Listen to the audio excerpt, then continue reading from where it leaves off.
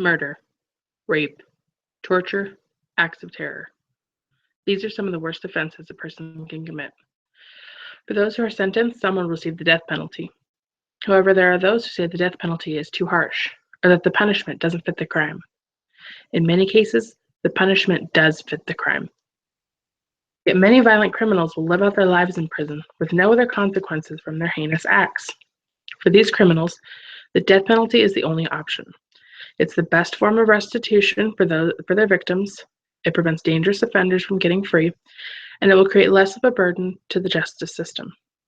Just as the old adage states, the punishment must fit the crime.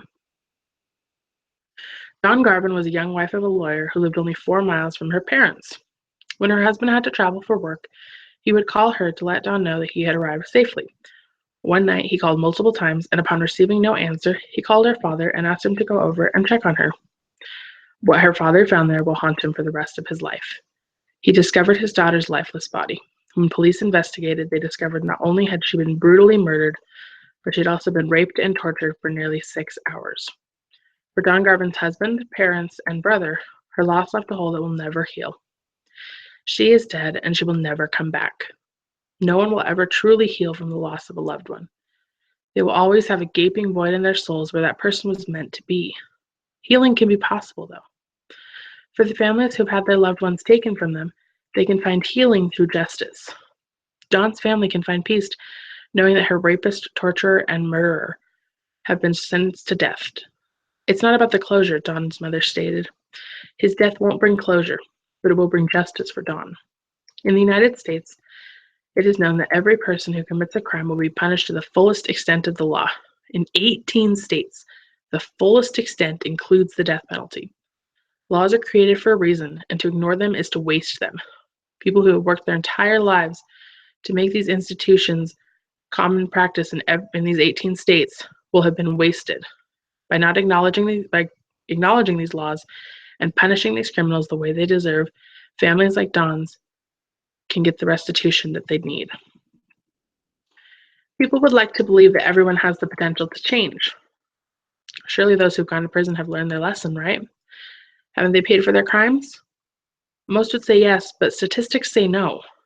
In a study conducted by the Bureau of the Justice Services, 71% of violent offenders will reoffend within 5 years.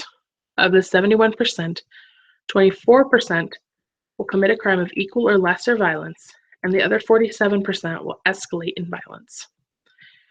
With over half of violent offenders going free, the world has been exposed to the horrors these criminals intend to commit.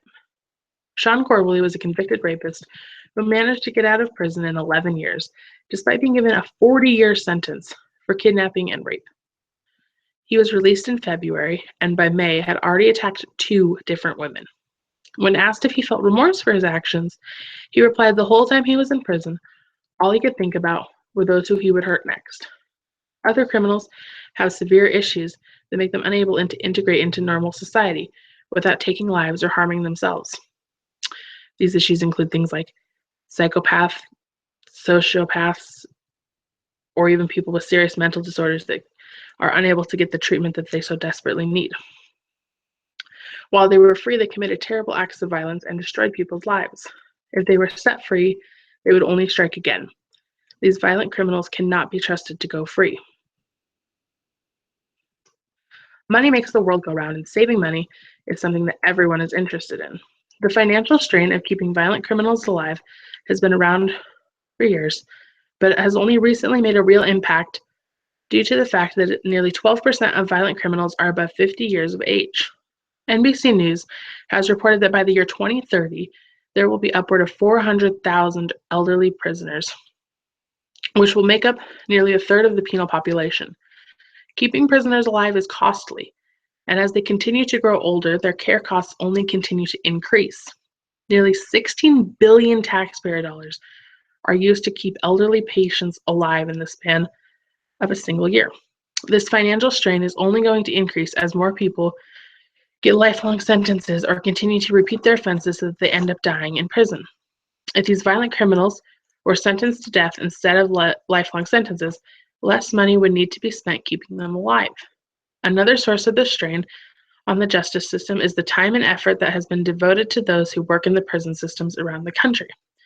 Hiring and training new corrections officers is costly business, and the workplace has a high turnover rate. It's hard for people to work in such a difficult environment for prolonged amounts of times, and so many prisons are understaffed and in a constant state of hiring. With less prisoners around, the job would be less stressful, and the money saved could go towards other worthwhile governmental systems, such as education. Due to the vicious nature of violent criminals' acts, the only thing that makes financial sense, is morally responsible, and restores balance to the world is to sentence them to the death penalty. But how can we do anything about it? We can do so by making sure that we vote in favor of it whenever possible. 4 states in this past election had a vote calling the death penalty either for or against. Google upcoming votes in your area and inform yourself to any petitions you can sign to help push this cause forward. Signing these petitions and voting for the death penalties for violent offenders will save lives and make the world a safer place.